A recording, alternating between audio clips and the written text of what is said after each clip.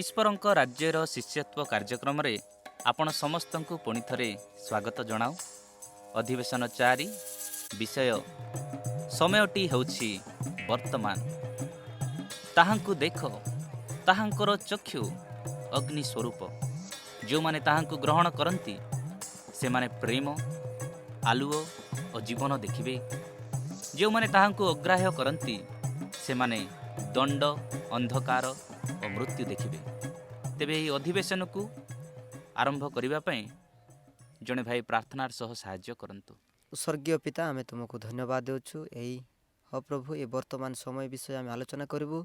ପ୍ରଭୁ ତୁମର ଆତ୍ମାର ସାହାଯ୍ୟରେ ଆମମାନଙ୍କୁ ତୁମେ କଥା କହ, ଚାଳନା ଦିଅ। ପ୍ରଭୁ ଏହି ସମୟ ଅନୁସାରେ ପ୍ରଭୁ ଆମେ ତୁମଠାରେ ପହଞ୍ଚିବା ପାଇଁ ତୁମେ ସାହାଯ୍ୟ କର। ପ୍ରଭୁ ସମସ୍ତଙ୍କୁ ଆତ୍ମାର ସାହାଯ୍ୟରେ ବୁଝିବା ପାଇଁ ପ୍ରଭୁ ଉତ୍ତର ଦେବା ପାଇଁ ତୁମେ ହେଲ୍ପ କର ବୋଲି ମୁଁ ପ୍ରାର୍ଥନା କରୁଛି। ପ୍ରାର୍ଥନା ଯୀଶୁଙ୍କ ନାମରେ ମାଗିଲି, ଆମେନ୍। ବର୍ତ୍ତମାନ ପ୍ରିୟ ଭାଇ ଭଉଣୀ, ଗୋଟିଏ ଉପାସନା ଗୀତ ବୋଲି ଆମେ ଈଶ୍ୱରଙ୍କୁ ସ୍ତୁତି, ଧନ୍ୟବାଦ, ପ୍ରଶଂସା କରିବା। ନାହିଁ ନାହିଁ ରେ ଆଉ ସମୟ ନାହିଁ, ନାହିଁ ନାହିଁ ରେ ଆଉ ସମୟ ନାହିଁ। ମହାନିଦ୍ରା ଦୂର କର ହେ ବନ୍ଧୁ, ବିଳମ୍ବ କରୁଛ କାହିଁ। ମହାନିଦ୍ରା ଦୂର କର ହେ ବନ୍ଧୁ, ବିଳମ୍ବ କରୁଛ କାହିଁ। ମୃତମାନଙ୍କ ମଧ୍ୟରୁ ଉଠ, ମୃତମାନଙ୍କ ମଧ୍ୟରୁ ଉଠ, କେତେ କାଳ ଥିବ ସହି। ମହାନିଦ୍ରା ଦୂର କର ହେ ବନ୍ଧୁ, ବିଳମ୍ବ କରୁଛ କାହିଁ। ମହାନିଦ୍ରା ଦୂର କର ହେ ବନ୍ଧୁ, ବିଳମ୍ବ କରୁଛ କାହିଁ। ଆଉ କେତେ କାଳ ଥିବ ଅନ୍ଧାରେ ପୁରାତନ ଆଚରଣେ। ପ୍ରବଞ୍ଚନା ବିଳାସିତା ସମୁତ ରହିଛି ତୁମ ଜୀବନେ। ଆଉ କେତେ କାଳ ଥିବ ଅନ୍ଧାରେ ପୁରାତନ ଆଚରଣେ। ପ୍ରବଞ୍ଚନା ବିଳାସିତା ସମୁତ ରହିଛି ତୁମ ଜୀବନେ। ପାପ ପଙ୍କରୁ ବାହାରି ଆସ, ପାପ ପଙ୍କରୁ ବାହାରି ଆସ, ଆଗମନ ଆସେ ନାହିଁ। ମହାନିଦ୍ରା ଦୂର କର ହେ ବନ୍ଧୁ, ବିଳମ୍ବ କରୁଛ କାହିଁ। ମହାନିଦ୍ରା ଦୂର କର ହେ ବନ୍ଧୁ, ବିଳମ୍ବ କରୁଛ କାହିଁ। ନାହିଁ ନାହିଁ ରେ ଆଉ ସମୟ ନାହିଁ, ନାହିଁ ନାହିଁ ରେ ଆଉ ସମୟ ନାହିଁ। ମହାନିଦ୍ରା ଦୂର କର ହେ ବନ୍ଧୁ, ବିଳମ୍ବ କରୁଛ କାହିଁ। ମହାନିଦ୍ରା ଦୂର କର ହେ ବନ୍ଧୁ, ବିଳମ୍ବ କରୁଛ କାହିଁ। ପ୍ରିୟ ବନ୍ଧୁ, ବର୍ତ୍ତମାନ ବାଇବଲ ଅଧ୍ୟୟନ କରିବା ସମୟ। ଏଠାରେ ଯୋହନ ଈଶ୍ୱରଙ୍କ ଏକ ଦର୍ଶନ ସେ ପ୍ରାପ୍ତ ହେଉଛନ୍ତି। ଆଉ ଆମେ ପୂର୍ବ ଶିକ୍ଷାରୁ ଆମେ ଗ୍ରହଣ କରିଅଛୁ ଯେ ଈଶ୍ୱର ଯୋଗାଯୋଗର ସମ୍ପର୍କ ବିଭିନ୍ନ ପଦ୍ଧତି ମାଧ୍ୟମରେ ଆପଣାକୁ ନିଜର ଲୋକମାନଙ୍କଠାରେ ପ୍ରକାଶ କରନ୍ତି। ଈଶ୍ୱର ଯାହାଙ୍କ ନିକଟରେ ଆପଣାକୁ ପ୍ରକାଶ କରନ୍ତି ତାହାର ଆବଶ୍ୟକତା ଅନୁସାରେ ଆପଣାକୁ ପ୍ରକାଶ କରନ୍ତି। ଆମ୍ଭେମାନେ ଯୋହନଙ୍କ ପ୍ରତି ଦତ୍ତ ଈଶ୍ୱରଙ୍କ ଦର୍ଶନକୁ ଆଜି ଆଲୋଚନା କରିବା। ମୋର ଭାଇ ଭଉଣୀମାନେ, ଆପଣମାନଙ୍କୁ ପୁନର୍ବାର ସ୍ୱାଗତ। ଆମମାନେ ଚିନ୍ତା କରିବା ଦର୍ଶନଟିର ପୂର୍ବାପର ଘଟଣାଟି କେବେ ଘଟିଥିଲା ସେଇ ବିଷୟରେ ଆମେ ଚିନ୍ତା କରିବା। ଦେଖନ୍ତୁ, ଯୋହନ ନିଜର ବିଶ୍ୱାସ ସକାଶେ ନିର୍ବାସିତ ହୋଇଥିଲେ, ବନ୍ଦୀ ହେଇକରି ଯାଇଥିଲେ। ପୁଣି ମଣ୍ଡଳୀ ତାଡ଼ନା ମଧ୍ୟ ଦେଇ ଯାଉଥିଲା। ମଣ୍ଡଳୀରେ ଅନେକ ତାଡ଼ନା ଆସୁଥିଲା। ସବୁଠାରୁ ନିର୍ଦ୍ଦୟ ପୁଣି ଶକ୍ତିଶାଳୀ ସାମ୍ରାଜ୍ୟର ଅଧିପତି କ୍ଷମତାରେ ଥିଲେ ସେ ସମୟରେ। ସେମାନେ ହେଉଛନ୍ତି ରୋମିଓମାନେ। ରୋମିଓ ସରକାର ସେ ସମୟରେ ମଣ୍ଡଳୀକୁ ପୁଣି ସମସ୍ତଙ୍କୁ ଶାସନ କରୁଥିଲେ। କ୍ଲେଶ ପୁଣି ନିଃସଙ୍ଗତାର ଏକ ପରିସ୍ଥିତିରେ ଏକାକି ଥିବା ସମୟରେ ଯୋହନ ଈଶ୍ୱରଙ୍କର ସମସ୍ତ ଐଶ୍ୱର୍ଯ୍ୟ, ପ୍ରେମ, ପୁଣି ତାଙ୍କର ଶକ୍ତି ପରାକ୍ରମର ସମସ୍ତ ମନ୍ଦତାରୁ ଓ ମିଳିତ ଭାବରେ ସମଗ୍ର ଯୁଗର ମନୁଷ୍ୟମାନଙ୍କର ସାମ୍ରାଜ୍ୟ ଠାରୁ ମହାନ ଅଟେ, ଏହା ସେ ଦେଖନ୍ତି। ଯୋହନ ଓ ସମସ୍ତ ବିଶ୍ୱାସୀଗଣ ନିଶ୍ଚିତ ହୋଇପାରିବେ ଯେ ଗୋଟେ ଦିନ ସମସ୍ତ ମନ୍ଦତାର ସବୁ ଖରାପ ବିଷୟ ପର୍ଯ୍ୟନ୍ତ କ'ଣ ହେବ, ଶେଷ ହେବ, ଅନ୍ତ ହେବ। ଯୀଶୁ ତାହାକୁ ପରାଜୟ କରିବେ। ଯୀଶୁ ସେ ସବୁ ଖରାପ ବିଷୟକୁ, ସବୁ ମନ୍ଦ ବିଷୟକୁ ହରାଇବେ। ପୁଣି ଯୀଶୁ ତାହାକୁ ପରାଜୟ କରିଛନ୍ତି କ୍ରୁଶରେ, ତାହା ଆମମାନେ ଦେଖୁଛୁ ଏଠାରେ। ପୁଣି ମନ୍ଦ ତାର ସମୟ କେବଳ କ୍ଷଣକାଳ ମାତ୍ର, କେବଳ ଅଳ୍ପ ସମୟ ପରେ ସେ ନଥିବ, ସମ୍ପୂର୍ଣ୍ଣ ଭାବେ ସେ କ'ଣ ହେଇଯିବ? ସଫା ହେଇଯିବ। ମନ୍ଦ ତା ସମ୍ପୂର୍ଣ୍ଣ ଦୂରୀକୃତ ହେବା ପୂର୍ବରୁ ଯେଉଁମାନେ ମୁକ୍ତ ଭାବରେ ତାହାଙ୍କ ନିକଟକୁ ଆସିବେ ସେଥିସକାଶେ ଈଶ୍ୱର ସମସ୍ତଙ୍କୁ ଅପେକ୍ଷା କରିଛନ୍ତି। ତେବେ ଆସନ୍ତୁ ଆମମାନେ ବର୍ତ୍ତମାନ ଯୀଶୁଙ୍କର ପ୍ରକାଶନର ଏକ କ୍ଷୁଦ୍ର ଅଂଶ ପ୍ରତି ପୁଣି ଘଟିଥିବା ବିଷୟ ପ୍ରତି ଆମମାନେ ଅଳ୍ପ ସମୟ ଦୃଷ୍ଟିପାତ କରିବା, ଅଳ୍ପ ସମୟ ଆମେ ଦେଖିବା ଯେଉଁ ଘଟଣାଟି ଘଟିଛି, କିଭଳି ଯୀଶୁ ମନ୍ଦ ତାକୁ ପରାଜୟ କରିଛି। ଯଦି ଆମମାନେ ପାଠ କରିବା ପ୍ରକାଶିତ ବାକ୍ୟ ଯଦି ଆମେ ପାଠ କରିବା ପ୍ରକାଶିତ 4 ପର୍ବର 1ରୁ 11 ଯାଏଁ ଯଦି ଆମେ ପାଠ କରିବା, ଆପଣମାନେ ଭାଇ ଭଉଣୀମାନେ ଦୟାକରି ଧ୍ୟାନରେ ଶୁଣନ୍ତୁ। ଆପଣମାନେ ନିଶ୍ଚିତ ଭାବରେ ଆପଣମାନେ କିଛି ଗୋଟେ ପାଇବେ। ଆପଣମାନେ ଧ୍ୟାନରେ ଶୁଣନ୍ତୁ। ଏହାପରେ ମୁଁ ଦୃଷ୍ଟିପାତ କଲି, ଆଉ ଦେଖ ସ୍ୱର୍ଗରେ ଗୋଟିଏ ଦ୍ୱାର ଉନ୍ମୁକ୍ତ। ପୁଣି ତୁରୀ ଶବ୍ଦ ସଦୃଶ୍ୟ ମୋ ସହିତ କହୁଥିବା ଯେଉଁ ସ୍ୱର ମୁଁ ପୂର୍ବରେ ଶୁଣିଥିଲି ତାହା କହିଲା, ଏଠାକୁ ଉଠି ଆସ। ଯାହା ସବୁ ଏହାପରେ ଅବଶ୍ୟ ଘଟିବ ସେଇ ସବୁ ଆମ୍ଭେ ତୁମ୍ଭକୁ ଦେଖାଇବୁ। ସେଇ କ୍ଷଣି ମୁଁ ଆତ୍ମାରେ ପୂର୍ଣ୍ଣ ହେଲି, ଆଉ ଦେଖ ସ୍ୱର୍ଗରେ ଗୋଟିଏ ସିଂହାସନ ସ୍ଥାପିତ ହୋଇଅଛି। ପୁଣି ସିଂହାସନ ଉପରେ ଜଣେ ବସି ଅଛନ୍ତି।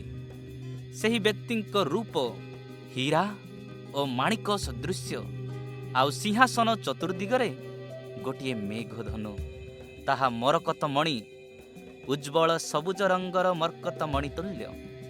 ପୁଣି ସିଂହାସନର ଚତୁର୍ଦିଗରେ 24ଟି ସିଂହାସନ ସ୍ଥାପିତ, ଓ ସିଂହାସନ ଗୁଡ଼ିକ ଉପରେ 24 ପ୍ରାଚୀନ ଉପବିଷ୍ଟ। ସେମାନେ ଶୁକ୍ଳ ବସ୍ତ୍ର ପରିହିତ, ଓ ସେମାନଙ୍କ ମସ୍ତକ ଉପରେ ସୁବର୍ଣ୍ଣ ମୁକୁଟ।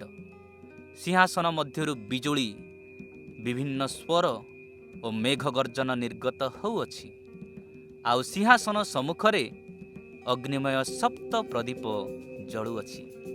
ଏହି ସପ୍ତ ପ୍ରଦୀପ ଈଶ୍ୱରଙ୍କ ସପ୍ତ ଆତ୍ମା। ସିଂହାସନ ସମ୍ମୁଖରେ ସ୍ଫଟିକ ପରି ସ୍ୱଚ୍ଛ ଏକ ସମୁଦ୍ର। ସିଂହାସନ ଚତୁର୍ଦିଗର ମଧ୍ୟସ୍ଥଳରେ 4 ପ୍ରାଣୀ, ସେମାନଙ୍କର ଆଗ ଓ ପଛ ଚକ୍ଷୁରେ ପରିପୂର୍ଣ୍ଣ। ପ୍ରଥମ ପ୍ରାଣୀ ସିଂହ ସଦୃଶ୍ୟ, ଦ୍ୱିତୀୟ ପ୍ରାଣୀ ଗୋରୁ ସଦୃଶ୍ୟ, ତୃତୀୟ ପ୍ରାଣୀର ମୁଖ ମନୁଷ୍ୟ ମୁଖ ସଦୃଶ୍ୟ। ପୁଣି ଚତୁର୍ଥ ପ୍ରାଣୀ ଉଡ଼ନ୍ତା ଉତ୍କର୍ଷ ପକ୍ଷୀ ସଦୃଶ୍ୟ। ପ୍ରତ୍ୟେକ ପ୍ରାଣୀର 6 ପକ୍ଷ, ସେହି ପକ୍ଷଗୁଡ଼ିକର ବାହାର ଓ ଭିତର ଚକ୍ଷୁରେ ପରିପୂର୍ଣ୍ଣ। ସେମାନେ ଦିବାରାତ୍ର ବିଶ୍ରାମ ନ କରି କହୁଅଛନ୍ତି, ଯେ ସର୍ବଶକ୍ତିମାନ, ଯେ ଅତୀତ, ବର୍ତ୍ତମାନ ଓ ଭବିଷ୍ୟତ, ସେହି ପ୍ରଭୁ ଈଶ୍ୱର ପବିତ୍ର, ପବିତ୍ର, ପବିତ୍ର। ପ୍ରାଣୀମାନେ ଯେତେବେଳେ ସେହି ସିଂହାସନ ଉପବିଷ୍ଟ ନିତ୍ୟ ଜୀବିତ ବ୍ୟକ୍ତିଙ୍କୁ ଗୌରବ, ସମ୍ଭ୍ରମ ଓ ଧନ୍ୟବାଦ ଦିଅନ୍ତି, ସେତେବେଳେ 24 ପ୍ରାଚୀନ ସିଂହାସନ ଉପବିଷ୍ଟ ବ୍ୟକ୍ତିଙ୍କ ଛାମୁରେ ଉବୁଡ଼ ହୋଇ ନିତ୍ୟ ଜୀବିତ ବ୍ୟକ୍ତିଙ୍କୁ ପ୍ରଣାମ କରନ୍ତି ଓ ସିଂହାସନ ସମ୍ମୁଖରେ ଆପଣା ଆପଣା ମୁକୁଟ ଥୋଇଦେଇ କହନ୍ତି, ହେ ଆମ୍ଭମାନଙ୍କର ପ୍ରଭୁ ଓ ଈଶ୍ୱର, ତୁମ୍ଭେ ଗୌରବ, ସମ୍ଭ୍ରମ ଓ ପରାକ୍ରମ ପାଇବାକୁ ଯୋଗ୍ୟ ଅଟ। ତୁମ୍ଭେ ସମସ୍ତ ସୃଷ୍ଟି କରିଅଛ, ଆଉ ତୁମ୍ଭ ଇଚ୍ଛାରେ ସେହି ସବୁ ସତ୍ତା ପ୍ରାପ୍ତ ହୋଇ ସୃଷ୍ଟ ହୋଇଅଛି। ତେବେ ମୋର ଭାଇ ଭଉଣୀମାନେ, ଆପଣମାନେ ନିଶ୍ଚିତ ଭାବରେ ଶୁଣିଛନ୍ତି। ତେବେ ଆପଣମାନେ ଯେଉଁ ବିଷୟ ବର୍ତ୍ତମାନ ଶୁଣିଲେ, ଆମମାନେ ଏହି ଉପରେ ଆମେ ଆଲୋଚନା କରିବା। ଅନୁରୋଧ କରି ଆପଣମାନେ ବାରମ୍ବାର ଏହି ଶାସ୍ତ୍ରାଂଶ ଉପରେ ଧ୍ୟାନ କରନ୍ତୁ, ପଢ଼ନ୍ତୁ। ତେବେ ଆମେ ପଦକୁ ପଦ ନେଇ ଆମମାନେ ବର୍ତ୍ତମାନ ଆମେ ଆଲୋଚନା କରିବା। ତେବେ ଆପଣମାନଙ୍କର କାର୍ଯ୍ୟପୁସ୍ତିକା ବା ଆପଣମାନେ ଧ୍ୟାନ ଦିଅନ୍ତୁ। ପଦ 1ରେ ଆମେ ଦେଖିବା, ପଦ 1ରେ କ'ଣ ଲେଖା ହୁଏ, ପଦ 1ରେ କ'ଣ ଅଛି, ଆପଣମାନେ କ'ଣ ଦେଖୁଛନ୍ତି? ପଦ 1 ଆପଣମାନେ ପଢ଼ନ୍ତୁ। ପଦ 1ରେ ଆମେ ଦେଖୁଛୁ ଗୋଟିଏ ଦ୍ୱାର। ସେ ଦ୍ୱାର କେମିତି ଅଛି? ଖୋଲା ଅଛି। ଖୋଲା ଅଛି। ସ୍ୱର୍ଗର ଖୋଲା ଦ୍ୱାରକୁ ଆମମାନେ ଦେଖୁଛୁ। 2 ପଦରେ କ'ଣ ଲେଖା ଅଛି ଭାଇ? କିଏ ପଢ଼ିଲେ? ପଦ 2ରେ ପଢ଼ନ୍ତୁ। ପଦ 2 ପଢ଼ିକରି ଆପଣମାନେ ଜାଣିପାରିବେ ପଦ 2ରେ କ'ଣ ଅଛି। ପଦ 1ରେ ଆମମାନେ ଦେଖିଲୁ ଯେ ଏକ ଉନ୍ମୁକ୍ତ ସ୍ୱର୍ଗ ଦ୍ୱାର। ପଦ 2ରେ କ'ଣ ଅଛି? ସିଂହାସନ ସ୍ଥାପିତ ହୋଇଅଛି ଆଉ ସେଇ ସିଂହାସନରେ ଜଣେ ଉପବିଷ୍ଟ ଅଛନ୍ତି। ଅତି ସୁନ୍ଦର କଥା। ସ୍ୱର୍ଗର ଏକ ସିଂହାସନ, ସ୍ୱର୍ଗରେ ଗୋଟେ ସିଂହାସନ ସ୍ଥାପିତ ହେବାର ଦେଖୁଛନ୍ତି, ପୁଣି ସିଂହାସନ ଉପରେ ଜଣେ ଉପବିଷ୍ଟ ଥିବାର ଆପଣମାନେ ଦେଖୁଛନ୍ତି। ଦେଖନ୍ତୁ ପଦ 3ରେ କ'ଣ ଅଛି? ସେହି ସିଂହାସନରେ ଉପବିଷ୍ଟ ଜଣେ ବ୍ୟକ୍ତି ଯିଏ ଅଛନ୍ତି ତାଙ୍କର ରୂପରେ ଏ ପ୍ରକାର ବିଜୁଳି ପରି, ହୀରା ପରି, ମାଣିକ ପରି ସଦୃଶ୍ୟ ଦେଖାଯାଉଛି। ଅତି ସୁନ୍ଦର। ଆଉ ସେ ଯେଉଁ ଜାଗାରେ ଠିଆ ହେଇଛନ୍ତି, ଯେଉଁ ସିଂହାସନରେ ବସିଛନ୍ତି, ତାର ଚାରିଆଡ଼େ ଚତୁର୍ଦିଗରେ ମେଘଧନୁ ପରି ମେଘଧନୁ ତାହା ରହିଛି, ଘେରିକି ରହିଛି। ନିଶ୍ଚିତ ଭାବେ ସିଂହାସନର ଚାରିଆଡ଼େ ଚତୁର୍ଦିଗରେ ଆପଣ କ'ଣ ଦେଖିଲେ? ମେଘଧନୁ ଭଳିଆ ମେଘଧନୁକୁ ଆପଣ ଦେଖିଲେ। ଦେଖନ୍ତୁ ତେବେ ଚାରିପଦ ଆପଣମାନେ କିଏ ଦେଖନ୍ତୁ, ଚାରିପଦରେ ଆପଣମାନେ କ'ଣ ଦେଖୁଛନ୍ତି? କାହାକୁ ଦେଖୁଛନ୍ତି ଚାରିପଦରେ? କ'ଣ ପାଇଲେ? ମୁଁ ସିଂହାସନ ଭିତରେ ଦେଖିପାରୁଛି 24 ପାର୍ଚିନ ଅଛନ୍ତି। ହଁ। ଆଉ ତାଙ୍କ ମୁକୁଟ 24 ପାର୍ଚିନ ମାନଙ୍କର ପାଖରେ ମହାନ ମୁକୁଟ ଅଛି ତାଙ୍କର ମୁଣ୍ଡ ଉପରେ। ନିଶ୍ଚିତ ଭାବରେ। ସେ ବିଷୟରେ ଭାଇ ଆପଣ କ'ଣ ପାଇଲେ ଚାରିପଦରେ? 24 ପ୍ରାଚୀନ 24 ପ୍ରାଚୀନ ପାଇଲେ। ତାପରେ ସିଂହାସନ 24ଟି ସିଂହାସନ 24ଟି ପ୍ରାଚୀନ ମଧ୍ୟ ଅତି ସୁନ୍ଦର କଥା। ସିଂହାସନର ଚତୁର୍ଦିଗରେ 24 ପ୍ରାଚୀନ ରହୁଛନ୍ତି, 24 ସିଂହାସନ ରହୁଛନ୍ତି। ତେବେ 24 ପ୍ରାଚୀନ ଉପବିଷ୍ଟ ଥିବାର ଚାରିପଦରେ ଆମମାନେ ପାଇପାରୁଛେ। ସୁବର୍ଣ୍ଣ ମୁକୁଟ ମଧ୍ୟ ସେମାନେ ସୁବର୍ଣ୍ଣ ମୁକୁଟ ମଧ୍ୟ ଆପଣ ପାଇଲେ। ଆଚ୍ଛା ଦେଖିବା ପଦ 5 ଯଦି ଆମେ ଦେଖିବା, ପଦ 5 କିଏ ପାଇଲେ? ପଦ 5 ଯଦି କିଏ ଚିନ୍ତା କରିବେ, ଦେଖନ୍ତୁ ପଦ 5ରେ କ'ଣ ଅଛି? ସିଂହାସନ ମଧ୍ୟରୁ ହଁ ଅଗ୍ନିମୟ ସପ୍ତ ପ୍ରଦୀପ ଜଳୁଅଛି। ନିଶ୍ଚିତ ଭାବରେ ଅଗ୍ନିମୟ ସପ୍ତ ପ୍ରଦୀପ ଜଳୁଅଛି। ଆଉ ପୁଣି କ'ଣ ପାଇଲେ? ସ୍ୱର ଓ ମେଘ ଗର୍ଜନ। ମେଘ ଗର୍ଜନ କୋଉଠୁ? ସିଂହାସନ ମଧ୍ୟରୁ ମଧ୍ୟରୁ ସ୍ୱର ପୁଣି ମେଘ ଗର୍ଜନ। ତାପରେ ଆଉ କ'ଣ ପାଇଲେ? ଆଉ କ'ଣ ପାଇଲେ? ତେବେ ଆପଣମାନେ ଯଦି କିଏ ପାଇଲେ ପଢ଼ନ୍ତୁ ତ। ସିଂହାସନ ମଧ୍ୟରୁ ବିଜୁଳି, ବିଭିନ୍ନ ସ୍ୱର ଓ ମେଘ ଗର୍ଜନ ନିର୍ଗତ ହେଉଅଛି। ଆଉ ସିଂହାସନ ସମ୍ମୁଖରେ ଅଗ୍ନିମୟ ସପ୍ତ ପ୍ରଦୀପ ବିଜୁଳି ଅଛି। ଏହି ସପ୍ତ ପ୍ରଦୀପ ଈଶ୍ୱରଙ୍କ ସପ୍ତ ଆତ୍ମା। ତେବେ ଆପଣମାନେ କ'ଣ କ'ଣ ଦେଖିଲେ?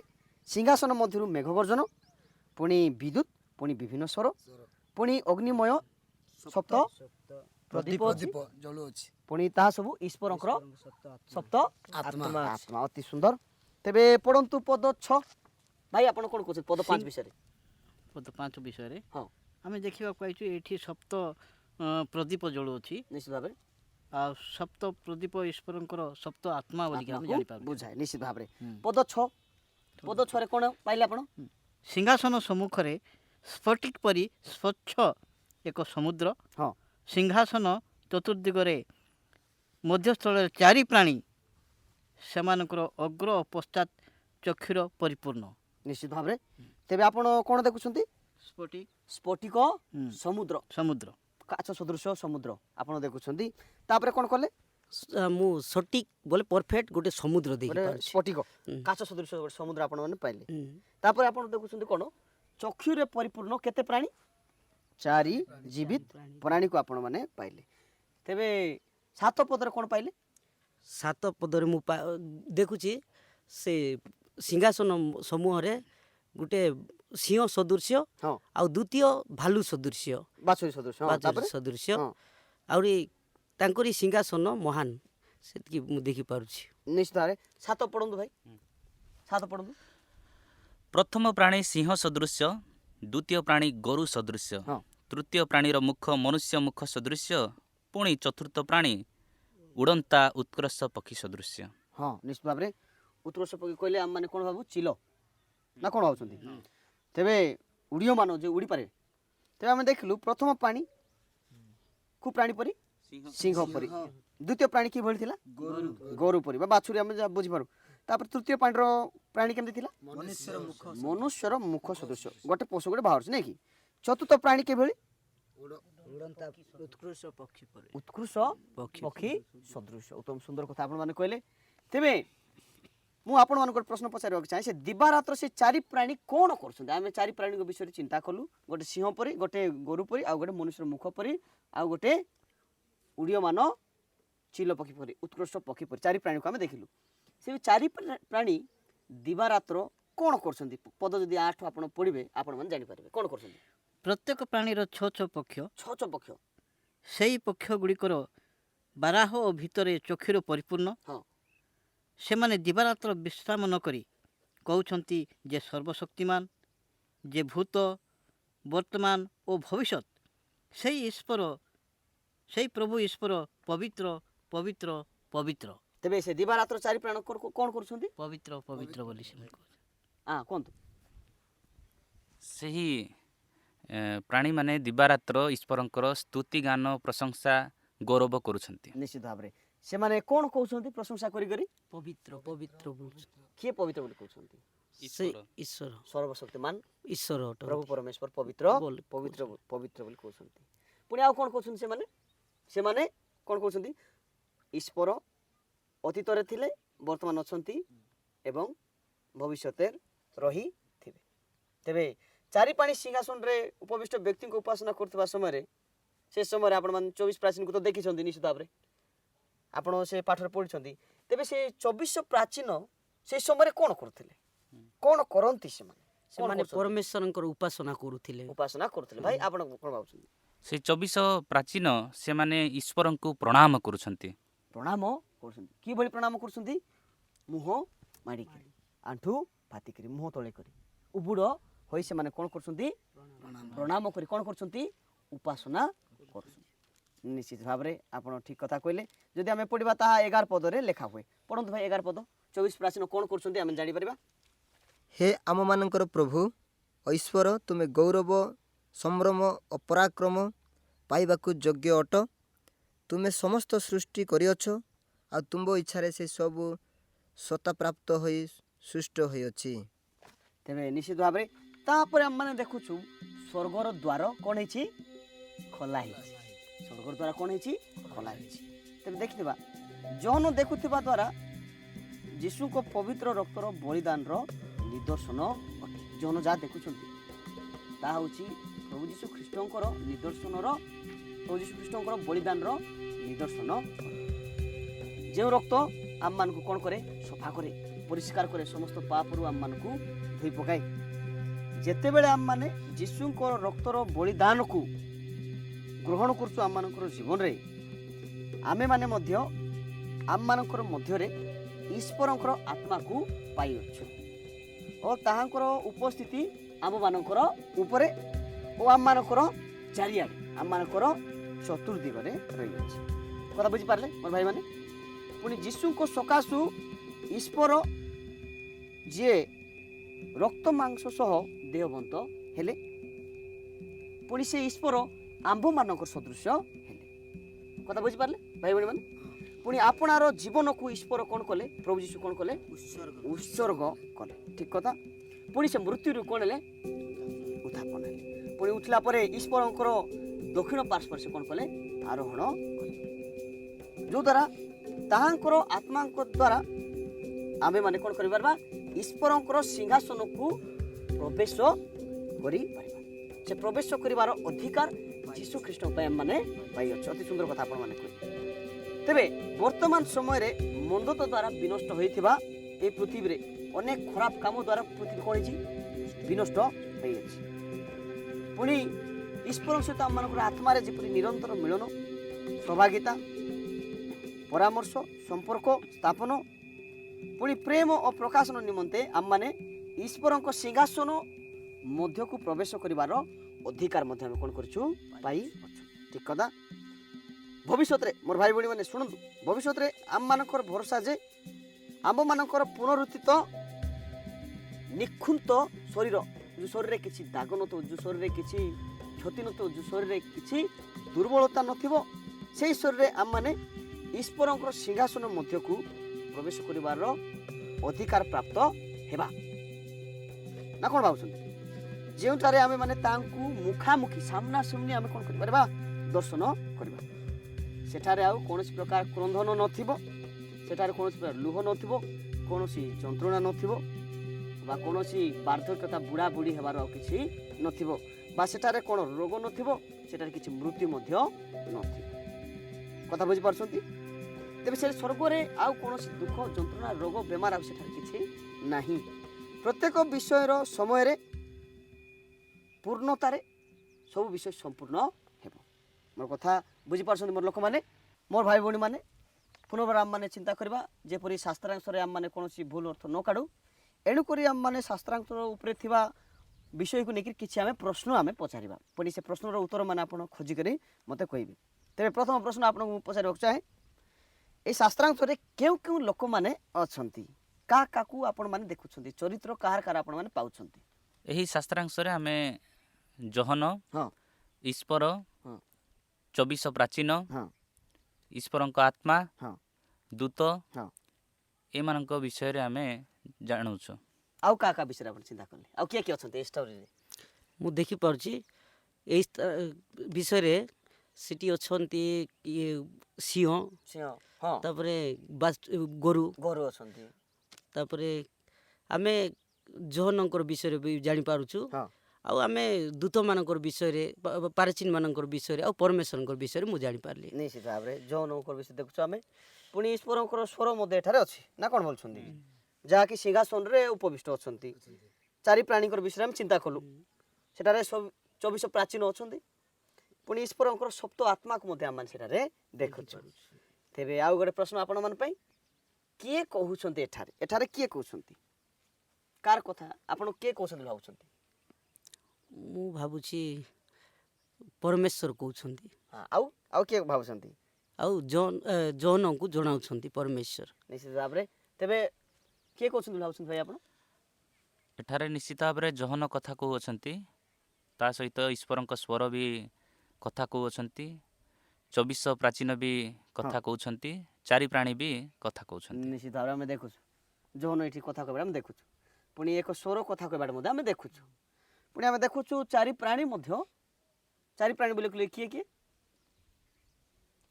चारि प्राणी प्रथम प्राणी किए थिला सिंह ସିଂହ ସଦୃଶ୍ୟ ତାର ମୁଖ हाँ ଦ୍ୱିତୀୟ ପ୍ରାଣୀ गोरु ଗୋରୁ ସଦୃଶ୍ୟ ତୃତୀୟ ପ୍ରାଣୀ ମନୁଷ୍ୟର ମୁଖ ସଦୃଶ୍ୟ ଚତୁର୍ଥ ପ୍ରାଣୀ ଚିଲ ସଦୃଶ୍ୟ। ଚିଲ ସଦୃଶ ବା ଉତ୍କୃଷ୍ଟ ପକ୍ଷୀ ସଦୃଶ ସେମାନେ ମଧ୍ୟ କଥା କହୁଛନ୍ତି ତାପରେ ଆମେ ଦେଖୁଛୁ 24 ପ୍ରାଚୀନ ମଧ୍ୟ କଥା କହୁଛନ୍ତି ତେବେ ଯିଏ କହୁଛନ୍ତି ସେ ବ୍ୟକ୍ତି କାହାକୁ କହୁଛନ୍ତି ଜହନ କାହାକୁ କହୁଛନ୍ତି ଯଦି ଆପଣମାନେ ପଢ଼ିବେ ପ୍ରକାଶିତ ବାକ୍ୟ 1:4 ଯଦି ଆପଣମାନେ ପଢ଼ିବେ ଆପଣମାନେ ଜାଣିପାରିବେ ଯେ ସେ ବ୍ୟକ୍ତି କିଏ କାହାକୁ କହୁଛନ୍ତି ସେ ବ୍ୟକ୍ତି କାହାକୁ କହୁଛନ୍ତି ଭାଇ ପଢ଼ନ୍ତୁ 1:4 ଜହନ ଆସିଆରେ ଥିବା ସପ୍ତ ମଣ୍ଡଳୀ ନିକଟକୁ ଲେଖୁଅଛି ଯେ ବର୍ତ୍ତମାନ ଅତୀତ ଓ ଭବିଷ୍ୟତ ତାହାଙ୍କ ଠାରୁ ଓ ତାହାଙ୍କ ସିଂହାସନ ସମ୍ମୁଖସ୍ଥ ସପ୍ତ ଆତ୍ମାଙ୍କ ଠାରୁ। ତେବେ ଆପଣମାନେ କ'ଣ ଦେଖିଲେ ଜହନ କାହାକୁ ଲେଖୁଛନ୍ତି କାହାକୁ କହୁଛନ୍ତି ଜହନ ସେ ଆସିଆରେ ରହୁଥିବା ମଣ୍ଡଳୀ ମାନଙ୍କୁ ଲେଖିକି କହୁଛନ୍ତି ଜଣାଉଛନ୍ତି। ନିଶ୍ଚିତ ଭାବରେ ତାପରେ ଆଉ କାହାର ତେବେ ଆମେ ଦେଖିଲୁ ଜହନ ସେ ସମୟରେ ଥିବା ମଣ୍ଡଳୀ ପୁଣି ସବୁ ଯୁଗର ବିଶ୍ୱାସୀମାନଙ୍କୁ ଜହନ କହୁଛନ୍ତି ମୋର କଥା ବୁଝିପାରିଲେ ତେବେ ପ୍ରକାଶିତ ବାକ୍ୟ ଯଦି 4 ତାର 1 ଯଦି ଆମେ ପାଠ କରିବା ସେଠି ଆମେ ଜାଣିପାରିବା ପଢ଼ନ୍ତୁ ସ୍ୱରଟି କାହାକୁ କହୁଛି ଆପଣ ଚିନ୍ତା କରନ୍ତୁ ପ୍ରକାଶିତ 4 ତାର 1 ଏହାପରେ ମୁଁ ଦୃଷ୍ଟିପାତ କଲି ଆଉ ଦେଖ ସ୍ୱର୍ଗରେ ଗୋଟିଏ ଦ୍ୱାର ଉନ୍ମୁକ୍ତ ପୁଣି ତୁରୀ ଶବ୍ଦ ସଦୃଶ୍ୟ ମୋ ସହିତ କହୁଥିବା ଯେଉଁ ସ୍ୱର ମୁଁ ପୂର୍ବରେ ଶୁଣିଥିଲି ତାହା କହିଲା ଏଠାକୁ ଉଠି ଆସ ଯାହା ସବୁ ଏହାପରେ ଅବଶ୍ୟ ଘଟିବ ସେହି ସବୁ ଆମ୍ଭେ ତୁମ୍ଭକୁ ଦେଖାଇବୁ। ନିଶ୍ଚିତ ଭାବରେ ତେବେ ଆମେ କ'ଣ ଦେଖିଲୁ ସ୍ୱର କାହାକୁ କଥା କହୁଛନ୍ତି ସେ ସ୍ୱର କାହାକୁ କହୁଛନ୍ତି ଜହନକୁ ଜହନକୁ ସ୍ୱର କଥା କହୁଛି ଯଦି ଆମେ ଦେଖିବା ସେ ଚାରି ପ୍ରାଣୀ କାହାର ପ୍ରଶଂସା କରୁଛନ୍ତି ପ୍ରକାଶିତ 4 ତାର 8 ପଢ଼ନ୍ତୁ ଭାଇ 4 ପର୍ବ 8 ପ୍ରତ୍ୟେକ ପ୍ରାଣୀର 6 ପକ୍ଷ ସେହି ପକ୍ଷଗୁଡ଼ିକର ବାହାର ଓ ଭିତର ଚକ୍ଷୁରେ ପରିପୂର୍ଣ୍ଣ ସେମାନେ ଦିବାରାତ୍ର ବିଶ୍ରାମ ନ କରି କହୁଅଛନ୍ତି ଯେ ସର୍ବଶକ୍ତିମାନ ଯେ ଅତୀତ ବର୍ତ୍ତମାନ ଓ ଭବିଷ୍ୟତ ସେହି ପ୍ରଭୁ ଈଶ୍ୱର ପବିତ୍ର ପବିତ୍ର ପବିତ୍ର। ନିଶ୍ଚିତ ଭାବରେ ତେବେ ଚାରି ପ୍ରାଣୀ କାହାର ପ୍ରଶଂସା କରୁଛନ୍ତି ଆପଣ କ'ଣ ପାଇଲେ ସିଂହାସନ ଉପବିଷ୍ଟ କିଏ କାହାକୁ ପାଇଲେ ସିଂହାସନ ଉପବିଷ୍ଟ ବ୍ୟକ୍ତିଙ୍କୁ ପରମେଶ୍ୱରଙ୍କର ଉପାସନା ସେମାନେ ପ୍ରଶଂସା ସେମାନେ କରୁଛନ୍ତି ତେବେ ଆମେ ଯଦି ପାଠ କରିବା 24 ପ୍ରାଚୀନ କାହାର ପ୍ରଶଂସା କରୁଛନ୍ତି 11 ପଦ ଯଦି ଆମେ ଦେଖିବା 24 ପ୍ରାଚୀନ କାହାର ପ୍ରଶଂସା କରୁଛନ୍ତି ଭାଇ ପଢ଼ନ୍ତୁ ପ୍ରକାଶିତ ବାକ୍ୟ 4:11 ହେ ଆମ୍ଭମାନଙ୍କର ପ୍ରଭୁ ଓ ଈଶ୍ୱର ତୁମ୍ଭେ ଗୌରବ ସମ୍ଭ୍ରମ ଓ ପରାକ୍ରମ ପାଇବାକୁ ଯୋଗ୍ୟ ଅଟ ତୁମ୍ଭେ ସମସ୍ତ ସୃଷ୍ଟି କରିଅଛ ଆଉ ତୁମ୍ଭ ଇଚ୍ଛାରେ ସେହି ସବୁ ସତ୍ତା ପ୍ରାପ୍ତ ହୋଇ ସୃଷ୍ଟ ହୋଇଅଛି। ତେବେ 24 ପ୍ରାଚୀନ କାହାର ପ୍ରଶଂସା କରୁଛନ୍ତି? କାହାର ପ୍ରଶଂସା କରୁଛନ୍ତି? ପରମେଶ୍ୱରଙ୍କର। ସିଂହାସନ ଉପବିଷ୍ଟ ବ୍ୟକ୍ତିଙ୍କର ପ୍ରଶଂସା କରୁଛନ୍ତି ନିଶ୍ଚିତ ଭାବରେ। ତେବେ ଏହି ସମୟରେ ଲୋକମାନେ କିପରି ପରସ୍ପର ସହ ଭାବ ବିନିମୟ କରନ୍ତି? କିଭଳି ଏଠାରେ ଥିବା ଚରିତ୍ରରେ ଥିବା ଲୋକମାନେ କିଭଳି ପରସ୍ପର ସହିତ ଭାବ ବିନିମୟ କରୁଛନ୍ତି? ଯୋହନ ଆତ୍ମାରେ ପରିପୂର୍ଣ୍ଣ ହୋଇ ସ୍ୱର୍ଗରେ ପ୍ରବେଶ କରି ହଁ। ଚାରି ପ୍ରାଣୀ 24 ପ୍ରାଚୀନ ସହ ଆଉ ଈଶ୍ୱରଙ୍କ ଉପାସନା କରୁଥିବା ସେ ଦେଖୁଛନ୍ତି ଓ ଶୁଣୁଛନ୍ତି। ନିଶ୍ଚିତ ଭାବରେ ଏଠାରେ ଆମେ ଦେଖୁଛୁ ଚାରି ପ୍ରାଣୀ 24 ପ୍ରାଚୀନ ଈଶ୍ୱରଙ୍କର ଉପାସନା କରିବାର ସେ ଦେଖୁଛନ୍ତି। କାହାକୁ ଉପାସନା କରୁଥିଲେ? ସ୍ୱର୍ଗରେ ଉପବିଷ୍ଟ ବ୍ୟକ୍ତିଙ୍କର। ତେବେ ଆଉ ଗୋଟେ ପ୍ରଶ୍ନ, ଘଟଣାଟି କେବେ ଘଟିଥିଲା? ପଢ଼ନ୍ତୁ ପ୍ରକାଶିତ ବାକ୍ୟ 1 ତାର 9 ପୁଣି 4 ର 1। ମୁଁ ଯୋହନ ତୁମ୍ଭମାନଙ୍କ ଭାଇ ଓ ଯୀଶୁଙ୍କ ସମ୍ବନ୍ଧୀୟ କ୍ଲେଶ ରାଜ୍ୟ ଓ ଧୈର୍ଯ୍ୟର ସହଭାଗୀ। ମୁଁ ଈଶ୍ୱରଙ୍କ ବାକ୍ୟ ଓ ଯୀଶୁଙ୍କ ସାକ୍ଷ୍ୟ ହେତୁ ପାତ୍ମ ନାମକ ଦ୍ୱୀପରେ ଥିଲି। ତେବେ ଆମେ ଦେଖିଲୁ ଘଟଣାଟି କୋଉଠି ଘଟିଛି? ପାତ୍ମ ନାମକ ଦ୍ୱୀପରେ ଦ୍ୱୀପରେ ଘଟିଛି। ତେବେ ଯଦି ଆମେ 4 ର 1 ପଢ଼ିବା ସେଠି ଆମକୁ ଗୋଟେ ବିଷୟ ଜାଣିପାରିବା ଘଟଣାଟି କେଉଁଠି ଘଟିଥିଲା। ପଢ଼ନ୍ତୁ ଭାଇ। ଏହାପରେ ମୁଁ ଦୃଷ୍ଟିପାତ କଲି, ଆଉ ଦେଖ ସ୍ୱର୍ଗରେ ଗୋଟିଏ ଦ୍ୱାର ଉନ୍ମୁକ୍ତ। ପୁଣି ତୁରୀ ଶବ୍ଦ ସଦୃଶ୍ୟ ମୋ ସହିତ କହୁଥିବା ଯେଉଁ ସ୍ୱର ମୁଁ ପୂର୍ବରେ ଶୁଣିଥିଲି ତାହା କହିଲା, ଏଠାକୁ ଉଠି ଆସ। ଯାହା ସବୁ ଏହାପରେ ଅବଶ୍ୟ ଘଟିବ ସେହି ସବୁ ଆମ୍ଭେ ତୁମ୍ଭକୁ ଦେଖାଇବୁ। ଦେଖନ୍ତୁ ଘଟଣାଟି ପାତ୍ମ ନାମ ଦ୍ୱୀପରେ ଘଟିଥିଲା ଆଉ ପୁଣି ସ୍ୱର୍ଗରେ ଘଟିଥିଲା। ତେବେ ଆଉ ଗୋଟେ କଥା, ଘଟଣାଟି କେବେ ଘଟିଥିଲା? ଆପଣମାନେ କୁହନ୍ତୁ, ଘଟଣାଟି କେବେ ଘଟିଥିଲା? ଯୀଶୁଙ୍କର ଆସିବା ପୂର୍ବରୁ ନା ଯୀଶୁଙ୍କର ଆସିଲା ପରେ? এই ঘটনাটি ଯୀଶୁଙ୍କ ଆସିବା ପରେ ଯୀଶୁଙ୍କର ଘଟଣାଟି ଘଟି ଆସିବା ପରେ। ତାପରେ ଆଉ କିଏ ଚିନ୍ତା କରୁଛନ୍ତି କେବେ ଘଟିଥିଲା? ଯଦି ଆମେ ପଢ଼ିବା ପ୍ରକାଶିତ ବାକ୍ୟ 1 17 18 ଯଦି ଆମେ ପଢ଼ିବା ଆମମାନେ ଜାଣିପାରିବା ଯେ ଘଟଣାଟି କେବେ ଘଟିଥିଲା। ପଢ଼ନ୍ତୁ ଭାଇ। ତାହାଙ୍କୁ ଦେଖି ମୁଁ ମୃତ ପରି ତାହାଙ୍କ ପାଦ ତଳେ ପଡ଼ିଗଲି। ସେଥିରେ ସେ ମୋ ଉପରେ ଆପଣା ଦକ୍ଷିଣ ହସ୍ତ ଥଇ କହିଲେ, ଭୟ କର ନାହିଁ। ଆମ୍ଭେ ପ୍ରଥମ ଓ ଶେଷ ପୁଣି ସ୍ୱୟଂ ଜୀବି। ଆମ୍ଭେ ମୃତ ହେଲୁ, ଆଉ ଦେଖ ଆମ୍ଭେ ଯୁଗେ ଯୁଗେ ଜୀବିତ ଅଟୁ। ପୁଣି ଆମ୍ଭର ହସ୍ତରେ ମୃତ୍ୟୁ ଓ ପାତାଳର ଚାବି ଅଛି। ନିଶ୍ଚିତ ଭାବରେ ଆମମାନେ ଦେଖୁଛୁ ଯେ ଘଟଣାଟି କେବେ ଘଟିଥିଲା? ଯୀଶୁ ଆସିଲା ପରେ ଯୀଶୁ ଆସିଲା ପରେ। ଘଟିଥିଲା। ଯୀଶୁ ଆସିକିରି ମୃତ୍ୟୁଭୋଗ କଲା ପରେ, ପୁନରୁତ୍ଥିତ ହେଲା ପରେ ଏ ଘଟଣା ସ୍ୱର୍ଗ ଆରୋହଣ କଲା ଆରୋହଣ ପରେ କଲା ପରେ ଘଟଣାଟି ଘଟଣା ଘଟିଛି। ଆମେ ବୁଝିପାରୁଛୁ ଯୀଶୁ ଖ୍ରୀଷ୍ଟଙ୍କର ରକ୍ତ ମାଂସ ହୋଇ ଦେବବନ୍ତ ଏହି ପୃଥିବୀକୁ ଆସିବା ପରର ଘଟଣା। ଆସି ଯୀଶୁ ଖ୍ରୀଷ୍ଟ ମୃତ୍ୟୁଭୋଗ କଲେ, ପୁନରୁତ୍ଥିତ ହେଲେ, ପୁଣି ସ୍ୱର୍ଗ ଆରୋହଣ କଲା ପରର ଘଟଣାଟି। ତେବେ ଏଇଟା ଗୋଟେ ବହୁତ ସୁନ୍ଦର ପ୍ରଶ୍ନ ମୁଁ ଆପଣମାନଙ୍କୁ ପଚାରିବାକୁ ଯାଉଛି। ଏ ବିଷୟଟି କ'ଣ ପାଇଁ ଲେଖାଯାଇଛି? କାହିଁକି ଲେଖାଗଲା? ଆପଣମାନେ କ'ଣ ଭାବୁଛନ୍ତି? କେଉଁ ବିଷୟ ପାଇଁ ଲେଖାଯାଇଛି ଏ ଘଟଣାଟି? ଏ ବିଷୟ ଲେଖାଗଲା କାରଣ ଈଶ୍ୱର ସେ ଉତ୍ତମ ଯୋଜନା ଆମ ସମସ୍ତଙ୍କ ପାଇଁ କରନ୍ତି। ଆଉ ସେ ସତ୍ୟ ଈଶ୍ୱର ଏବଂ ସେ ପ୍ରଶଂସା ଉପାସନା ଗୌରବ ପାଇବା ପରମେଶ୍ୱର ଏବଂ ସେ ଆମ ସମସ୍ତଙ୍କ ପାଇଁ ଉତ୍ତମ ଯୋଜନା କରନ୍ତି। ନିଶ୍ଚିତ ଭାବରେ। ଆଉ ଭାଇମାନେ ଆପଣମାନେ କ'ଣ ବୁଝୁଛନ୍ତି? ଆପଣମାନଙ୍କ ଜୀବନ ପାଇଁ ଏଇଟା କ'ଣ ଲାଗୁ ହୁଏ ଆପଣଙ୍କ ପାଇଁ?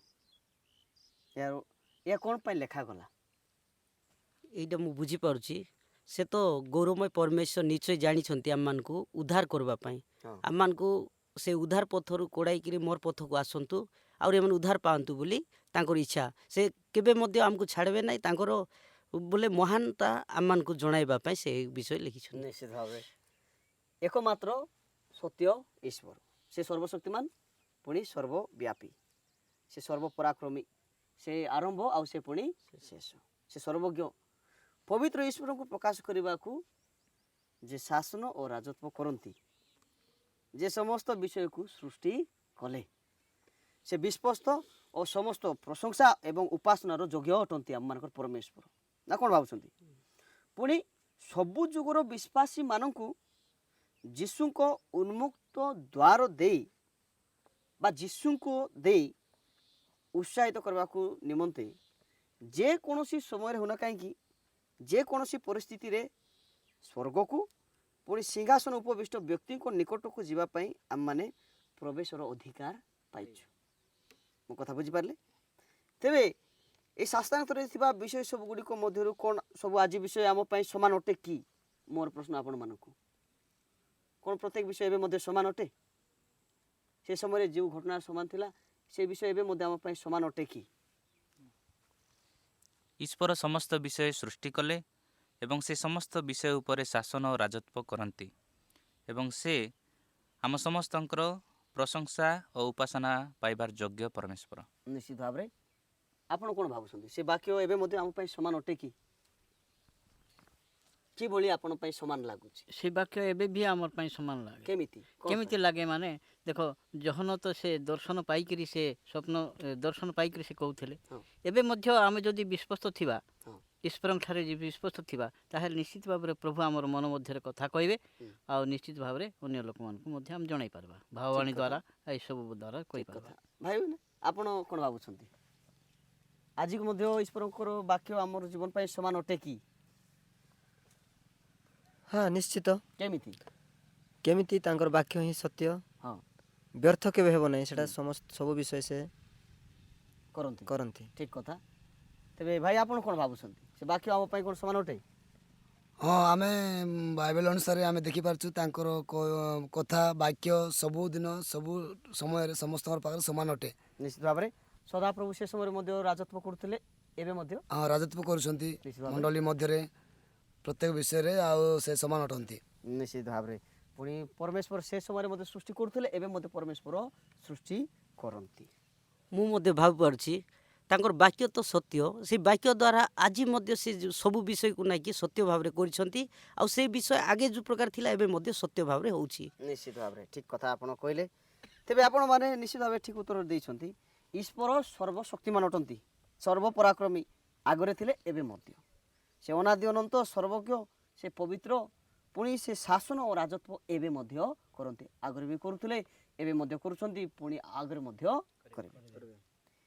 ଯେ ସମସ୍ତ ବିଷୟ ସୃଷ୍ଟି କଲେ ସେ ପରମେଶ୍ୱର ବିଶ୍ୱସ୍ତ ଓ ସମସ୍ତ ପ୍ରଶଂସା ଏବଂ ଉପାସନାର ଯୋଗ୍ୟ ଅଟନ୍ତି। ତେଣୁକରି ଆଗରେ ମଧ୍ୟ ପରମେଶ୍ୱର ଯାହା ଥିଲେ ଏବେ ମଧ୍ୟ ସେ ବାକ୍ୟ ସବୁ ଆମ ପାଇଁ ସମାନ ହିଁ ଅଟେ, ନା କ'ଣ ଭାବୁଛନ୍ତି? ତେବେ ମୁଁ ଆପଣଙ୍କୁ ଗୋଟେ ବ୍ୟକ୍ତିଗତ ପ୍ରଶ୍ନ ପଚାରିବାକୁ ଚାହେଁ, ଆଜି ଆମମାନଙ୍କ ନିମନ୍ତେ ଏହାର ଅର୍ଥ କ'ଣ ହେଇପାରେ ଯେ ପରମେଶ୍ୱର ଆଜି ମଧ୍ୟ ଆମ ପାଇଁ ସମାନ ଅଟନ୍ତି? ଆଜି ମଧ୍ୟ ପରମେଶ୍ୱର ସମାନ, ଆଜି ମଧ୍ୟ ସେ ବାକ୍ୟ ଆମ ପାଇଁ ସମାନ ଅଟେ। ତେବେ ଏହା ଆପଣଙ୍କୁ ବ୍ୟକ୍ତିଗତ ଭାବରେ ଆପଣଙ୍କ ପାଇଁ ଏହାର ଅର୍ଥ କ'ଣ ହେଇପାରେ? କ'ଣ ହେଇପାରେ ଆପଣଙ୍କ ପାଇଁ ବ୍ୟକ୍ତିଗତ ଭାବରେ? ବ୍ୟକ୍ତିଗତ ଭାବରେ ଯଦି ଆମେ ଦେଖିବା ତ ପ୍ରଭୁ ଆମର ସ୍ୱୟଂଜୀବୀ, ସେ ସବୁ ବିଷୟରେ ଦେଖନ୍ତି। ନିଶ୍ଚିତ ଭାବରେ ହେଲେ ସେ ଆମକୁ ସବୁ ବିଷୟରେ ଦେଇଛନ୍ତି ତାଙ୍କର ଧର୍ମଶାସ୍ତ୍ର ମଧ୍ୟ, ସେଥିପାଇଁ ସେ ଆମକୁ ଗୋଟେ ଚିହ୍ନ ଦେଇକି ଯାଇଛନ୍ତି ଯେଉଁଟାକି ଈଶ୍ୱରଙ୍କର ବାକ୍ୟ। ରାଇଟ୍। ଭାଇ ଆପଣ କ'ଣ ଭାବୁଛନ୍ତି, ଏହାର ଅର୍ଥ ଆପଣଙ୍କ ପାଇଁ କ'ଣ, ଆମମାନଙ୍କର ପାଇଁ କ'ଣ? ଏହାର ଅର୍ଥ ହେଉଛି ଆମେ ଯେଉଁ ପ୍ରକାର ଆମେ ପ୍ରଭୁଙ୍କର ପାଖରେ ଯିବା ପାଇଁ, ପ୍ରଭୁଙ୍କର ଜାଗାକୁ ପହଞ୍ଚିବା ପାଇଁ ଏକ ରାସ୍ତା ଆମମାନଙ୍କୁ ଦେଇକି ଯାଇଛନ୍ତି, ମିଳିଛି, ଯଦ୍ୱାରା କି ଆମେ ପ୍ରଭୁଙ୍କର ପାଖରେ ଆଉ ଠିକ୍ ଭାବରେ ଆମେ ଯାଇପାରିବା। ନିଶ୍ଚିତ ଭାବରେ ପ୍ରଭୁ ଆମ ପାଇଁ ଗୋଟେ ଦ୍ୱାର ଗୋଟେ ଖୋଲିଛନ୍ତି ସ୍ୱର୍ଗକୁ ପ୍ରବେଶ କରିବା ପାଇଁ। ନିଶ୍ଚିତ ଭାବରେ ଆପଣଙ୍କ ପାଇଁ କ'ଣ ହେଇପାରେ ଭାଇ, ଏହା କେତେ ବଡ଼ ଅର୍ଥ ହେଇପାରେ ଆପଣଙ୍କ ପାଇଁ? ଆପଣଙ୍କ ପାଇଁ କେତେ ବଡ଼ ଅର୍ଥ ହେଇପାରେ ଏଇଟା ମୋର ପାଇଁ ବହୁତ କେମିତି ମାନେ ଦେଖନ୍ତୁ, ଈଶ୍ୱରଙ୍କ ରାଜ୍ୟରେ ଯିବା ପାଇଁ ନିହାତି ଦରକାର ଅଛି, ଆବଶ୍ୟକ। ଆମେ ସତର୍କ ବାଣୀ ଆମେ ଜାଣିପାରୁଛୁ, ନିଶ୍ଚିତ ଭାବରେ ବିଶେଷ ସତର୍କ ବାଣୀ। ତେବେ ଆମେ ସାବଧାନ ହୋଇ ଈଶ୍ୱରଙ୍କ ରାଜ୍ୟ ଯିବା ପାଇଁ ମୋର ଜୀବନରେ ଏଇଟା କିଛି ଲାଗୁ। ଏହାର ଅର୍ଥ ଆପଣ ଏବେ ବୁଝୁଛନ୍ତି। ଭାଇ ଆପଣ କେମିତି ଭାବିଲେ, ଆପଣଙ୍କ ପାଇଁ ଏହାର ଅର୍ଥ କ'ଣ ହେଇପାରେ? ଏ ଅର୍ଥ ଯେଉଁ ଜହନକୁ ଦେଇକି ପ୍ରଭୁ ଯେଉଁ ଦର୍ଶନ ଦେଲେ, ହଁ, ସେଇ ଦର୍ଶନ ମାଧ୍ୟମରୁ ଆମେମାନେ କିଛି ବିଷୟ ଶିଖିବାକୁ ପାଇଲୁ। ହଁ, ଯେହେତୁ ସେ ସମୟରେ ବି ଜହନ ଦେଇ କଥା କହିଥିଲେ, ଏବେ ମଧ୍ୟ ଆତ୍ମାର ସାହାଯ୍ୟରେ ଆମମାନେ ଦେଇ କଥା କହିବେ ଆଉ ତାଙ୍କର ସେ ସ୍ୱର୍ଗର ରାସ୍ତାକୁ କଢ଼ାଇ ନେବେ। ନିଶ୍ଚିତ ବହୁତ ଅତି ସୁନ୍ଦର କଥା ଆପଣ କହିଲେ। ଭାଇ ଆପଣ କ'ଣ ଭାବୁଛନ୍ତି, ଆପଣଙ୍କର ଜୀବନ ପାଇଁ ଏହାର ଅର୍ଥ କ'ଣ? ମୋର ଜୀବନର କଥା ମୁଁ ଭାବିପାରୁଛି, ପ୍ରଥମରେ ଜହନଙ୍କୁ ତାଙ୍କେ ଦର୍ଶନ ମାଧ୍ୟମରେ କଥା କହିଥିଲେ ପରମେଶ୍ୱର, ମାତ୍ର ଆମର ଜୀବନରେ ମଧ୍ୟ କଷ୍ଟ ଦୁଃଖ ତାଡ଼ନା ସହି ମଧ୍ୟ ଆମେ ପ୍ରଭୁଙ୍କର ରାଜ୍ୟକୁ ଯିବାକୁ ହେଲେ ଏସବୁ ବିଷୟ ଜନଙ୍କୁ ଯେଉଁ ପ୍ରକାର ଦର୍ଶନ ଦେଇଥିଲେ, ଆମମାନେ ଯଦି ପ୍ରଭୁଙ୍କର ପାଖରେ ପରଫେକ୍ଟ ଥିବା ତେବେ ଆମକୁ ମଧ୍ୟ ସେହିପରି ପ୍ରଭୁ ଆମମାନଙ୍କୁ ଦର୍ଶନ ମାଧ୍ୟମରେ ଜଣାଇବେ। ନିଶ୍ଚିତ ଭାବରେ। ତେବେ ଆମମାନେ ଦେଖିଛୁ ଯେ ଈଶ୍ୱର ସର୍ବଶକ୍ତିମାନ, ପୁଣି ସେ ସର୍ବବ୍ୟାପୀ, ସର୍ବଜ୍ଞ, ସର୍ବପରାକ୍ରମୀ ଅଟନ୍ତି, ଯେ ଶାସନ ଯେ ରାଜତ୍ୱ କରନ୍ତି ଓ ଯେ ସମସ୍ତ ବିଷୟକୁ ସୃଷ୍ଟି କଲେ, ପୁଣି ସେ ସମସ୍ତ ପ୍ରଶଂସା ଓ ଉପାସନାର ଯୋଗ୍ୟ ମଧ୍ୟ ଅଟନ୍ତି। କହିବାକୁ ଗଲେ ଯୀଶୁ ହିଁ ସ୍ୱର୍ଗର ଏକମାତ୍ର ଦ୍ୱାର ଅଟନ୍ତି। ନା କ'ଣ ଭାବୁଛନ୍ତି ଆପଣମାନେ? ଏକମାତ୍ର ଦ୍ୱାର କିଏ? ଆଉ ଯୀଶୁ ହିଁ। ଯୀଶୁ ହିଁ କେବଳ ସ୍ୱର୍ଗକୁ ଯିବା ପାଇଁ ଏକମାତ୍ର ଦ୍ୱାର। ଉନ୍ମୁକ୍ତ ଦ୍ୱାର କେବଳ ଖୋଲା ଦ୍ୱାର, ସ୍ୱର୍ଗ ପାଇଁ ଖୋଲା ଦ୍ୱାର ହେଉଛନ୍ତି କିଏ? ଯୀଶୁ ଖ୍ରୀଷ୍ଟ। ଆମମାନଙ୍କ ନିମନ୍ତେ ସ୍ୱର୍ଗର ଦ୍ୱାର କିଏ? ଯୀଶୁ। ଯୀଶୁଙ୍କ ବିନା ଆଉ ଆମେ ସ୍ୱର୍ଗରୁ ପ୍ରବେଶ କରିପାରିବା ନାହିଁ। ତେବେ ଆପଣମାନେ କ'ଣ ଭାବୁଛନ୍ତି?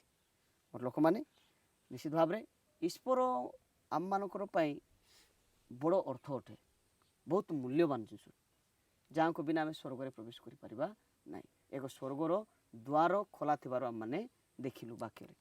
ପୁଣି ସେ ସ୍ୱର୍ଗର ଖୋଲା ଦ୍ୱାର କିଏ? ଯୀଶୁ ଖ୍ରୀଷ୍ଟ ଅଟନ୍ତି। ମୋର ଭାଇ ଭଉଣୀମାନେ, ଆପଣ ଈଶ୍ୱରଙ୍କର ଦର୍ଶନ ସମ୍ବନ୍ଧୀୟ ଅଧିବେଶନ ଗୁଡ଼ିକରୁ ଈଶ୍ୱର ଆପଣମାନଙ୍କର କେଉଁ ବିଷୟରେ କଥା କହୁଛନ୍ତି ସେ ବିଷୟରେ ଆପଣମାନେ ଯଦି କିଛି କହିପାରିବେ, ପ୍ରଭୁ ଆପଣଙ୍କୁ କେମିତି କଥା କହିଲେ? ଭାଇ, ଆପଣଙ୍କର ଜୀବନରେ ଅଧିବେଶନରେ ଆପଣ କ'ଣ ଶିକ୍ଷା ଲାଭ କଲେ? ଏଇ ଯେଉଁ ଶିକ୍ଷା ଦ୍ୱାରା ମୁଁ ଜାଣିପାରିଲି ଯେ ମୋର ଜୀବନରେ ଯାହା ଶିକ୍ଷା ପାଇଲି, ସ୍ୱର୍ଗ ରାଜ୍ୟ ଉନ୍ମୁକ୍ତ ଅଛି। ମୁଁ ଯେପରିକି ମୁଁ ଯାଇପାରିବି, ନିଶ୍ଚିତ ଭାବରେ। ସେଥିପାଇଁ ବହୁତ ଶିକ୍ଷା ମୁଁ କରିପାରିଲି। ଧନ୍ୟବାଦ ଭାଇ, ଅତି ସୁନ୍ଦର କଥା କହିଲେ। ଭାଇ, ଆପଣ କ'ଣ ଶିକ୍ଷା ଲାଭ କଲେ? ମୁଁ ଭାବୁଛି ଏ ଜହନଙ୍କର ଦ୍ୱାରା ମୁଁ ଯେଉଁ ବିଷୟ ଶୁଣିପାରୁଛି ଆଉ ଜାଣିପାରୁଛି, ତାଙ୍କୁ ମାଧ୍ୟମରେ ଦେଇ ପ୍ରଭୁ କହିଛନ୍ତି, ସେଥିପାଇଁ ସ୍ୱର୍ଗ ଦ୍ୱାର ତ ଉନ୍ମୁକ୍ତ ହେଇଛି, ତେବେ ଯୀଶୁ ହେଉଛନ୍ତି ଦ୍ୱାର, ତେବେ ତାଙ୍କୁ ବିଶ୍ୱାସ କରି ମୁଁ ସ୍ୱର୍ଗକୁ ଯିବି ବୋଲି ମୋର ଚେଷ୍ଟା ଅଛି। ଅତି ସୁନ୍ଦର କଥା। ଯୀଶୁଙ୍କୁ ବିଶ୍ୱାସ କଲେ ମୁଁ ସ୍ୱର୍ଗକୁ ଯିବି ବୋଲି ଆପଣ ଭାବୁଛନ୍ତି। ଅତି ସୁନ୍ଦର କଥା। ଯୀଶୁଙ୍କୁ ଗ୍ରହଣ କରିବା ଦ୍ୱାରା ମୁଁ ସ୍ୱର୍ଗକୁ ଯିବି ବୋଲି ଆପଣ ଭାବୁଛନ୍ତି। ଅତି ସୁନ୍ଦର କଥା। ଭାଇ, ଆପଣ କ'ଣ ଶିକ୍ଷା ଲାଭ କଲେ? ଆଜିର ଶିକ୍ଷା ଅନୁସାରେ ଆଉ ମୋର ଜୀବନ ପାଇଁ ଆଉ ମୁଁ ଗୋଟେ ଖୋଲାଖୋଲି ଭାବରେ ପ୍ରଭୁଙ୍କର ସେ ସିଂହାସନକୁ ଯିବା ପାଇଁ ତାଙ୍କର ରାସ୍ତା ପୁରା ଖୋଲା ଅଛି, ଯେତେବେଳେ ବି ଆପଣ ଯାଇପାରିବା। ଯାଇପାରିବେ। ଆଉ ସେଟା ହେଉଛି ମୋର ପାଇଁ ଆପଣ ଯେତେବେଳେ ମଧ୍ୟ ପହଞ୍ଚିପାରେ, ପ୍ରାର୍ଥନାରେ ହଉ, ଯେମିତି ମଧ୍ୟ। ହଁ, ଆଉ ସେ ଚାହାନ୍ତି ଯେ ମୋର ଲୋକମାନେ ଆସନ୍ତୁ ବୋଲି ସେ ଖୋଲା କରିକି ସ୍ୱର୍ଗ ଦ୍ୱାର ଖୋଲା କରି ସେ ଅପେକ୍ଷାରେ ଅଛନ୍ତି। ଆଉ ମୋର ପାଇଁ ଯେ ସବୁ ସମୟରେ ମୁଁ ତାଙ୍କର ଦେଇକି ସେ ଜାଗାକୁ ଯାଇପାରିବି, ନିଶ୍ଚିତ ଭାବରେ ସ୍ୱର୍ଗ ଦ୍ୱାରକୁ ଯାଇପାରିବି। ଅତି ସୁନ୍ଦର କଥା। ଅନେକ ସାକ୍ଷ୍ୟ ଆମମାନେ ଶୁଣିଛୁ। ଭାଇ, ଆପଣ କ'ଣ ଭାବୁଛନ୍ତି? ମୁଁ ଏଇ ଶିକ୍ଷା ଦେଇକରି ମୁଁ ଜାଣିପାରିଲି ଯେ ପ୍ରଭୁ ମଧ୍ୟ ଆମକୁ ଅନେକ ଗୁଡ଼ିଏ ଚିହ୍ନ ଦେଇକି ଯାଇଛନ୍ତି, ଯେ ଯାହା ଦେଖିବାକୁ ହେଲେ ପ୍ରଭୁଙ୍କର ଦାସ ଦେଇକରି ଆମେ ଏଠି ଦେଖିଲୁ ଜହନ ତାଙ୍କ ସ୍ୱପ୍ନ ମାଧ୍ୟମରେ ଦେଇକି, ତ ମୋର ଜୀବନରେ ମଧ୍ୟ ପ୍ରଭୁ ଦେଇଛନ୍ତି ଯେ ମୋତେ ବି ଗୋଟେ ସ୍ୱପ୍ନ ମାଧ୍ୟମରେ ଦେଇକି ଏଠି ଦେଇଛନ୍ତି ବୋଲି। ପ୍ରଭୁଙ୍କୁ ଧନ୍ୟବାଦ ହଉ। ତେବେ ଆମମାନେ ପ୍ରଭୁଙ୍କୁ ଧନ୍ୟବାଦ ଦେଇ ଆମମାନେ ପ୍ରାର୍ଥନା କରିବା। ସେନାଧିପତି ସଦାପ୍ରଭୁ, ତୁମର ଏହି ସମୟ ପାଇଁ ଧନ୍ୟବାଦ ପ୍ରଭୁ। ଏହା ହେଉଛି ସେ ପ୍ରକୃଷ୍ଟ ସମୟ। ଏ ବର୍ତ୍ତମାନ ସମୟରେ ପ୍ରଭୁ, ତୁମେ ଯେଉଁ ନିଜ ପୁତ୍ର ଯୀଶୁଙ୍କୁ ଦାନ କଲ, ତାଙ୍କୁ ବିଶ୍ୱାସ କରି ସେ ଯେ ଏକମାତ୍ର ପଥ ସତ୍ୟ ଜୀବନ ତାହା ଗ୍ରହଣ କରି ତାଙ୍କୁ ଦେଇ ପରମେଶ୍ୱର ତୁମେ ଯେଉଁ ଯୋଜନା କରିଅଛ ସ୍ୱର୍ଗରେ ପହଞ୍ଚି ପାରିବୁ, ସେଥି ନିମନ୍ତେ ଆମ ସମସ୍ତଙ୍କୁ ସାହାଯ୍ୟ କର। ଯୀଶୁଙ୍କ ନାମରେ ମାଗୁଅଛି, ଆମେନ୍। ସମସ୍ତଙ୍କୁ ପୁନର୍ବାର ଧନ୍ୟବାଦ।